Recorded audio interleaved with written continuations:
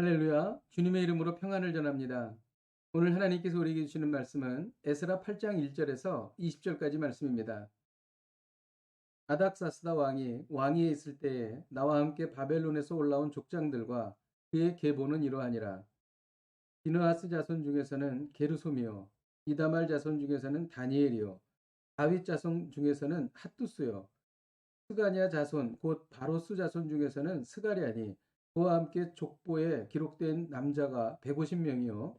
네, 중략합니다. 14절부터 읽겠습니다. 비구의 자손 중에서는 우대와 사보시니 그와 함께 있는 남자가 70명이었느니라. 내가 무리를 아하와로 흐르는 강가에 모으고 거기서 3일 동안 장막에 머물며 백성과 제사장들을 살핀즉 그 중에 레위 자손이 한 사람도 없는지라. 이에 모든 족장 곧 엘리에셀과 아리엘과 스마야와 엘라단과 야립과 엘라단과 나단과 스가랴와 부술람을 부르고 또 명철한 사람 요야립과 엘라단을 불러 가시비아 지방으로 보내어 그곳 족장 이또에게 나아가게 하고 이또와 그의 형제 곧 가시비아 지방에 사는 느드림 사람들에게 할 말을 일러주고 우리 하나님의 성전을 위하여 섬길 자를 데리고 오라 하였더니 우리 하나님의 선한 손에 도우심을 입고 그들이 이스라엘의 손자 레위의 아들 말리의 자손 중에서 한 명철한 사람을 데려오고 또 세레베와 그의 아들들과 형제 18명과 하세바와 무라리 자손 중 여사야와 그의 형제와 그의 아들들 20명을 데려오고 다윗과 방백들이 예위 사람들을 섬기라고 준 느드님 사람 중 성전 일꾼은 220명이었는데 그들은 모두 지명받은 이들이었더라. 아멘. 스룹바벨이 주도한 바벨론 1차 귀환 이후에도 사에는 유대인들이 많이 남아 있었습니다. 1차 귀환 이후 수십 년이 흘러서 에스라가 주도한 2차 귀환이 이루어졌습니다. 오늘 말씀은 2차 귀환에 대한 말씀입니다. 2차 귀환은 1차 귀환에 비해 수가 월등히 적었습니다. 왜냐하면 이미 바사에 정착하여 생활 기반을 만들었기 때문입니다. 2차 귀환은 아브라함이 갈대아우르를 떠난 것처럼 믿음과 희생 없이는 결코 이루어질 수 없는 것이었습니다. 오늘 말씀을 통해 에스라의 2차 귀환이 어떤 의미를 지니는지를 깨달을 수 있습니다.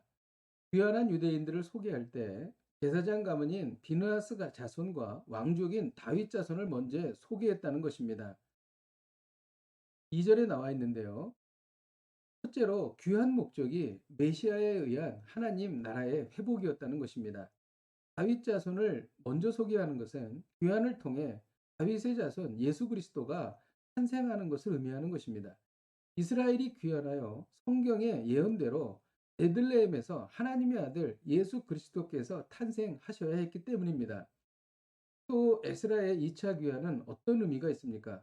에스라의 2차 귀환을 한 가문은 스룹바벨에 의한 1차 귀환의 가문과 동일한 가문의 후손이었다는 것입니다.